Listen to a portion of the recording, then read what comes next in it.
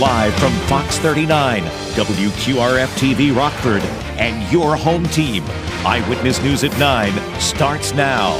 Good evening, I'm Taylor Castro. Thanks for staying up a little later with us tonight. Police are searching for the men responsible for a violent home invasion. It happened around 9 p.m. Saturday in the 6100 block of Belvidere Road in Roscoe. Police say 2 men broke into the home and beat the sole resident before stealing items from the house and leaving. One suspect is described as a white male in his 40s, about 6 feet tall, 250 pounds, wearing blue jeans, a brown jacket, and facial coverings. There was no description of the second suspect. If you have any information, contact Roscoe Police. 3 Rockford residents are left without a home after a fire. Firefighters responded to a house in the 1200 block of Crosby Street around 3 p.m. Sunday. All occupants were already outside when crews got to the scene. The flames didn't spread much and the fire was put out quickly. Damages are estimated at $25,000. No one was injured. The Red Cross is assisting the residents. Marijuana sales in Illinois got off to a strong start last month. The recreational sales rose 9% from a year earlier to $128 million. The numbers were reported by the Illinois Department of Financial and Professional Regulation. Analysts say the higher sales likely come from a number of new dispensaries. And there may be a new dispensary coming to the state line. Belvidere City Council will be discussing the matter at Monday's meeting. Last month, the city's Planning and Zoning Commission approved an application from Heartland Leaf. The 43-acre overall development would be located on Crystal Parkway near the Interstate 90 exit. Need dinner plans for tomorrow? Well, there's only one day left of the 3rd Annual Rockford Region Restaurant Week. Monday is the final day of the event. Local restaurants have been offering their best entrees, cocktails, and limited time promotions. You can vote for your favorites in different categories. We've got a list of those specials for you on our website, mystateline.com. Well, it's not baseball season yet, but today was opening day for a special exhibit at the Ethnic Heritage Museum. The new showcase honors Black baseball players throughout history. For Black History Month, the museum looks back on the Negro Baseball League and its players like Buck O'Neil, Josh Gibson, and Satchel Paige. Of course, Jackie Robinson and Hank Aaron are featured as well. There's even a Chicago Cubs section with autographed items. Baseball mirrored segregation in the United States, but it also helped give players a chance. Because of the baseball, it gave us an opportunity to do better financially and socially. And it also gave us an opportunity to show our accomplishments, to show what we can do best. The exhibit will be up through April. Now, your first warned weather forecast from Chief Meteorologist Candace King. Nice to see the sunshine out there this afternoon. Brought our temperatures close to that 40-degree mark. We've got a mostly clear sky. Those numbers starting to drop back here for us this evening, down into the 20s in a couple of spots, most areas actually, all the way down to 20 degrees in Rochelle, 29 in Rockford. Notice our wind chill temperature not far removed from the actual air temperature as our wind does turn a little more light here this evening as high pressure builds in. What that will do for us is allow some areas of fog to develop. Some of that could become dense in a couple of spots, and with that temperature dropping below freezing, some freezing fog will be possible. So maybe a couple of slick spots there going into tomorrow. We should be able to warm those temperatures back into the mid and upper 30s during the afternoon, but I think our temperature will actually climb as we go throughout the evening. So our high officially for Monday likely going to be achieved closer to the midnight hour. Notice temperatures as we push through that 6, 7, 8 o'clock hour, even getting to midnight, warming up close to 40, could be in the low 40s very early Tuesday, and then that number will drop back. This all ahead of a cold front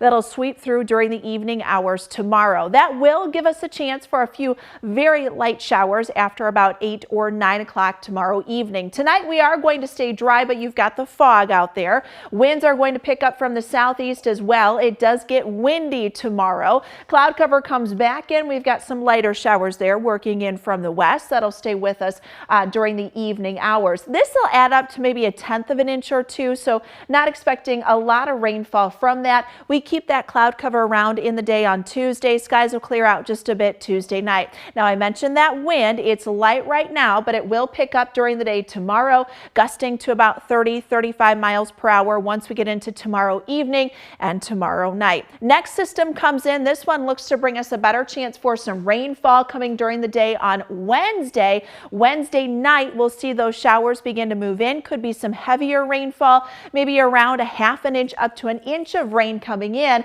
On the backside, though, could have some wet snowflakes mix in, and depending on the overall track and just how much cold air gets wrapped in, we might actually have a slushy snow accumulation early Thursday. Temperatures in the low 40s Tuesday, Wednesday. Same thing on Thursday, too. We'll see that number drop back briefly here by the end of the week, but should bring that number back up going into next weekend. Now sports with Reagan Holgate. The Ice Hogs enter into the All-Star break after their series sweep of the Wild this weekend, but 3 of the Hogs were in Quebec today competing in the AHL All-Star Skills Competition. It was David Gust, Lucas Reichel, and Brett Seney. Reichel gave it a go in the fastest skater competition. The players get 1 lap around the rink. He placed second on his East team with just over 13 seconds. Brett Seney competed in rapid fire, where the 2 players each take 5 shots while the goalie tries to stop them. The conference making the most saves got a point. It was East in that one. And how about David Gust? He went 4 for 4 in the accuracy shooting comp to capture the title in the 2023 AHL All-Star Skills Competition. Gusty with the W. No surprise there. Now, one of the Ice Hogs is back on the move to Chicago. The Blackhawks announced they are recalling goaltender Jackson Stauber. Stauber holds a 2-0-0 record and a .940 save percentage in his 2 NHL starts with the Hawks. This move comes ahead of their home matchup with the Anaheim Ducks on Tuesday. Now let's get to some more fun. The NFL Pro Bowl games finished up today in Las Vegas. There were 3 games of flag football, and it all came down to the 3rd one. Both the AFC and NFC teams won a game, so this one was for all the marbles. Kirk Cousins delivers one right on the money here to George Kittle. That put the NFC ahead 35-27. The AFC scored, so they were going to go for 2 to tie it.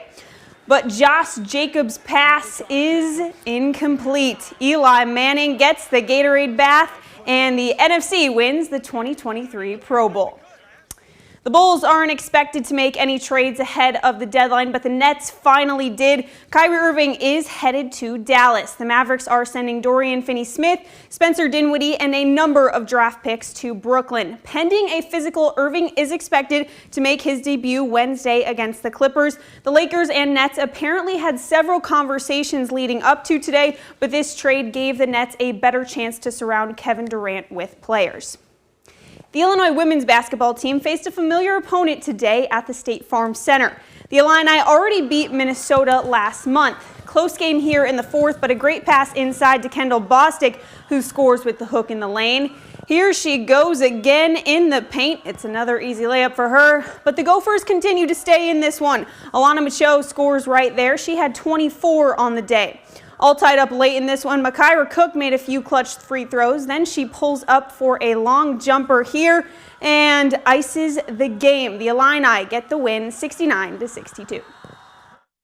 I don't think it was our best offensive night, but found ways to win and got stops when we needed to, made big shots when we had to. Especially heading into road games to give you kind of that like boost of confidence and kind of not have to worry about, we won't have as much stress like trying to play on the road. You can play a little more relaxed. So I just think it was important for us to kind of come out and, hit them first, and I think we did that. You just heard Bostic say it. They have 2 on the road coming up, Thursday at Nebraska and Sunday at Maryland.